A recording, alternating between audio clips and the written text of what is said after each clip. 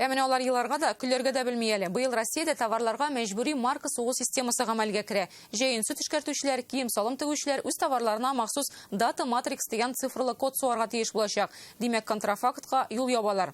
Ләкин медалінің икенче яғы да бар. Бұл бизнестан зор шығым тәләп ите һәм ул бәйе аша халық жилкесіне төшәчәк. Рөстәм Миннеханов җитәкчелегендәге эшмәкәрләр советы бу атнада Россия хөкүмәтенә мөрәҗәгать юлларга булды. Эшмәкәрләр хәлен җиңеләйтә алырлармы? Алар белән Айзат Шаймарданов аралашты. Бәйсе артачак, однозначно. Бірінші зиян келешек қолданушыларға. Нет, я уйду в ремонт обуви. Для самозанятых вообще шансов нет. Республикада шире гасыр эшләгән аяк киеме кибете ябылу алдында хәзер зур ташлама белән калдык пыстыкларны сатып бетерәләр. Реальное время газета язуынча, бу маркировка кертүнең Казандагы беренче зур корбаны. Эш шунда, узган елдан Россиядә товарларны мәҗбүри маркировкалый башладылар. Иң элек ул тәмәкегә, тун, дару, фотоаппаратларга кагылды, чират башка товарларга да. Яңа маркировка Data Matrix системасы нигезендә эшли.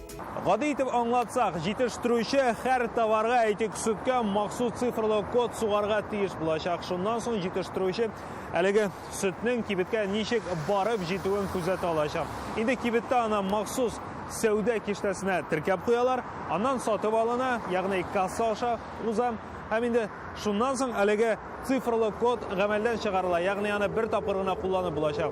Ләкин шунысын әйтергә кирәк, кулланучы әлеге цифрлы код аша әлеге товарның кайда, ничек һәм ни рәвешле җитештерелүен белә алачак. Беренче июньнән инде сөт ризыгыннан чират җитәчәк. Союз молоко сөт җитештерүчеләр берлеге исәпләве буенча марка сугаручы җиһазлар 25 миллиард сум, кодлар 20 миллиард сумга төшәчәк. Шул рәвешле елына гына да Россия сөт комбинатларына 45 миллиард сум акча чыгым тотарга туры киләчәк. Казанның 2 ел ярымлык бюджеты бу. Это молоко в данный момент реализуется нами по 30 рублей. Если внести маркировку, то это будет 37 рублей. Зурак сөт комбинатлары да чыгымын саный башлаган. По нашим самым скромным подсчетам, Сөтнең 1 литрына бәя 2,4% артачак. Ярты литрлы пакетка бәя 4%ка. Чыгымны үзебез генә каплый алмыйбыз. Кичкене сөт заводлары алар ябылачак. Шул вакытта безнең конкуренция юкка чыга, монополизм арта. Монополизм арту сәбәпле алар инде бүгенге көндә сөт белән шөгыльләнүче хуҗалыкларга, сөт хайван тотучы хуҗалыкларга үзләренең бәяләрен куячаклар. Ул бәяләр әлбәттә зур булмаячак. Узган ел сөт эшкәртүчеләргә Меркурий маркировкасын керткәннәр иде. Ул да заводка кайдан күпме сөт килүен һәм аннан ни кадәр продукция җитештереп булуын күрсәтә. Бүгенге көндә без кайсы авылдан, кайсы апаның, кайсы сыерыннан, карлыгашыннанмы, йолдызыннанмы, или кичкенәсеннәнме күпме сөт сауганын, аннан нәрсә эшләгәнебезне һәм ул продукцияны кайсы кибетләргә җибәргәнебезне бөтенсендә әйтеп торабыз бу системага. Мондый бәхеткә без 100 мең акча сарыф иттек һәм штатка бер кешене алырга мәҗбүр булдык. Может, Меркурий какие-то вещи лучше добавить, а не... Мы полностью согласны. Тем более, давайте предложить не просто отложить, надо внести предложение. Крупные комбинаты, они там могут перейти, а вот малый бизнес, который там в пакетиках делает продукцию дешевую, они вообще не смогут. Маркалау эше дәүләт шәхси партнерлыгы аша гамәлгә ашырылачак дип көтелә. Аны миллиардер Алишер Усманов, халыкара венчур инвесторы Александр Галицкий һәм Ростех оештырган оператор перспектив технологиялар үсеше үзәге алып барачак. Кем моннан файда ала? Ул әле бик зур сорау. Файда алачак әлбәттә марка сатучы, оборудование сатучы.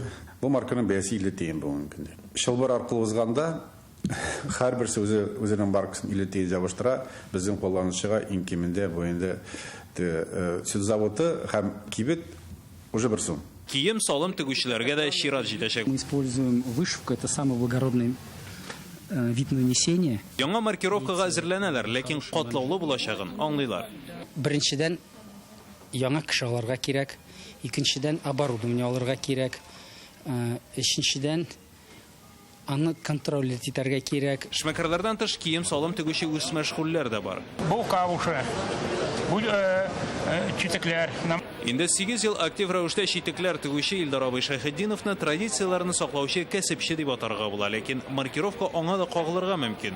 Алга таба ул я эшмәкәр булып теркәләргә, я идән астыннан сатырга, я ябылырга тиеш булачак. Я буйду ремонтовый. Бу очракта мин аяк киемен ремонтлау эшенә китәчәкмен. Булай да заказлар азая. Әгәр дә чызлы материалга күчсәк, халык кәсебенең сыйфаты төшәчәк. Самозанятых вообще шансов нет. Они или должны перейти на другую форму, или что-то другое. Тут есть два пути. Ике юл бар. Россия хөкүмәте исемлеген үзгәртү. Без кәсепчеләр үз мәшгульләр җитештергән товарларны маркаламаска дигән тәкъдим белән чыктык. Ләкин төп мәсьәлә канунны үзгәртү. Мы можем даже через наш парламент выйти с инициативой Государственной Думы. Мәҗбүри маркалаштыру киләсе 4 елда тулысынча бар товарга да кагылачак. Булай да халыкның креме азайган, эшмәкәрләрнең саны кимегән вакытта бу тәгәрмәчкә таяк тыгу белән бер кебек.